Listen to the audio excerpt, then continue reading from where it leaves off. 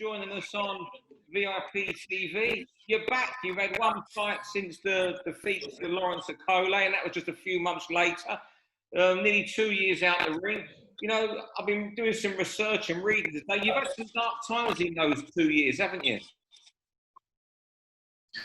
Yeah, but you know, what I'm trying to do a lot is focus on the positives. You know, focus on the positives out of every situation, and I'm just grateful that I'm able to fight on Channel 5 and really showcase my skills that I've learned throughout these 2 years.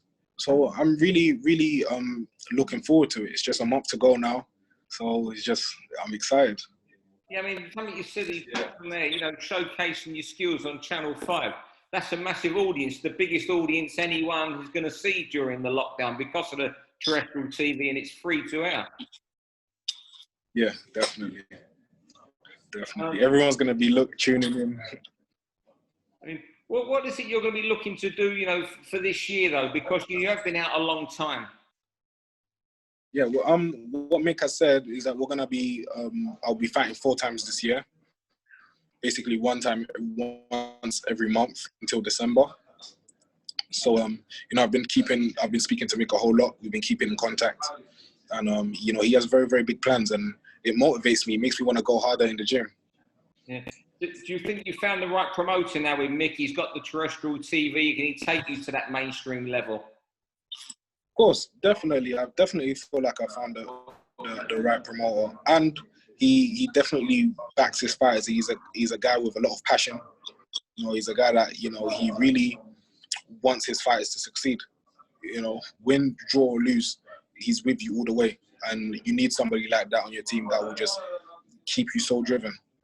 Yeah. I mean, where are you training for this fight? You have spent some time in Miami, haven't you?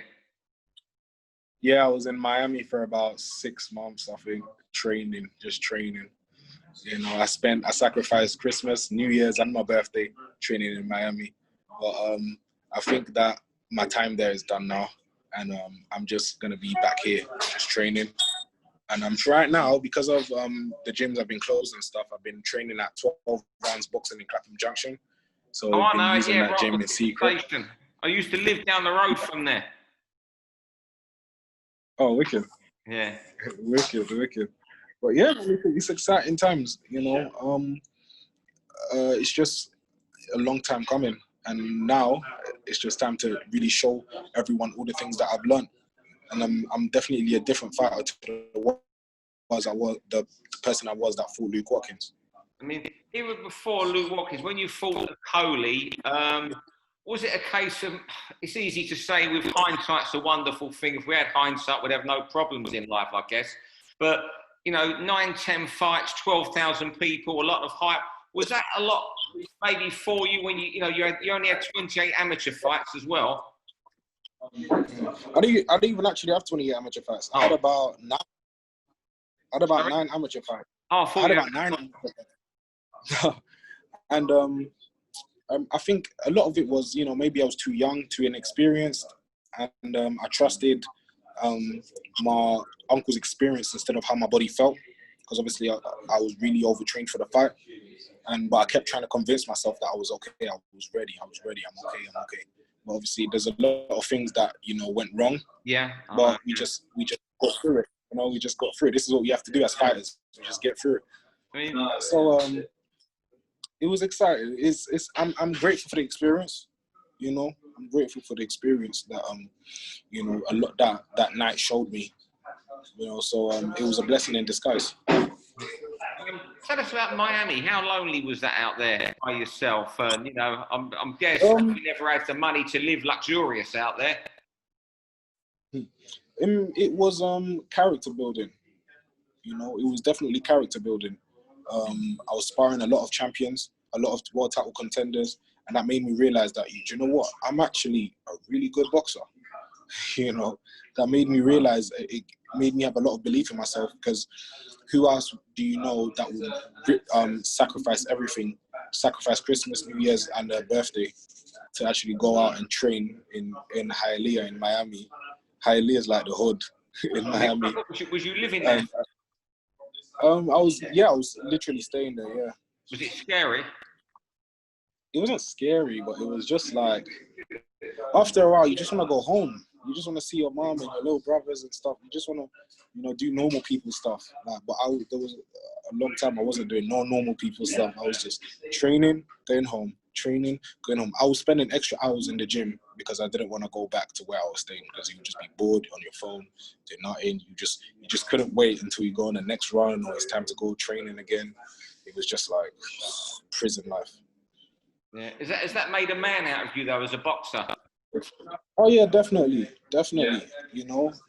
Because I don't know any other person that would really go out of their way to learn, to better themselves. So I definitely will use everything that I've learned in Miami and the characteristics that it taught me to the next time I fight and in my career. This has definitely put me in good stead. And while you've had your layoff of, since the Luke Watkins fights, guys have come along, Okole's kicked on, Rappaport, Dion Juma's rejuvenated after he had a big win against Sam Hyde, Chris Billam-Smith, Tommy McCarthy. They've all come on. They've all come on and sort of gone past you while you've been inactive. Mm-hmm. Well, that right now I'm not really focused on them. I'm only focused on my career and what plans Mick has for me. And the craziest thing is I've been inactive, but who are they always talking about? They're still talking about me a whole lot. Do you know what I mean? That means definitely bring some light to the cruiserweight division. Do you know what I mean? And when I fight again, and when I have the 4 fights this year, and I'm looking sensational, they're going to be talking about me again and again and again. So the fact that I've stayed relevant without even fighting, that just shows how big my name is in the division. So I'm just grateful for that. I'm very, very grateful for that. And I take it this year you'll be rebuilding, and next year you'll be coming for them all, I guess. Yeah, definitely. Coming for whatever titles Mick wants me to go for. And obviously he's building a great route for me. In terms of the right fights at the right time and everything. So all I'm doing is just training hard and controlling what I can control. But I have a great team that's behind me. And are you going to stay training at 12-round gym at Clapham Junction? Just for the time being, and then we train at the Afi boxing gym in Brixton. The Afi boxing gym in Brixton. That's with my coaches Russell and Bobby. So they're the people that I'm coaching with right now, that I'm training with. They've taught me a whole lot as well. So I'm just great. I'm grateful. I'm learning every day. The good days are great. The bad days are for experience. But as long as I'm learning all the time. And before we let you go, what sort of day has it been with you today? Because I know all your media, you've got Channel 5 interviewing you. I know you've got some big name photographers with you there today. Does that sort of inspire you that no one, that you are still, like you say, you're still relevant? Yeah. I'm just thankful. I'm thankful that the fans have stuck with me the whole time. I'm grateful that my supporters, my fans have stuck with me the whole time. And, I'm still getting stopped all the time in the street. I'm still getting, a lot of love and support from everyone. And I'm just grateful for that. I'm grateful for that. And it's not forgotten. And it definitely edges me to carry on. So when the crowds are allowed back in the stadiums and stuff, I'm going to be hopefully selling out.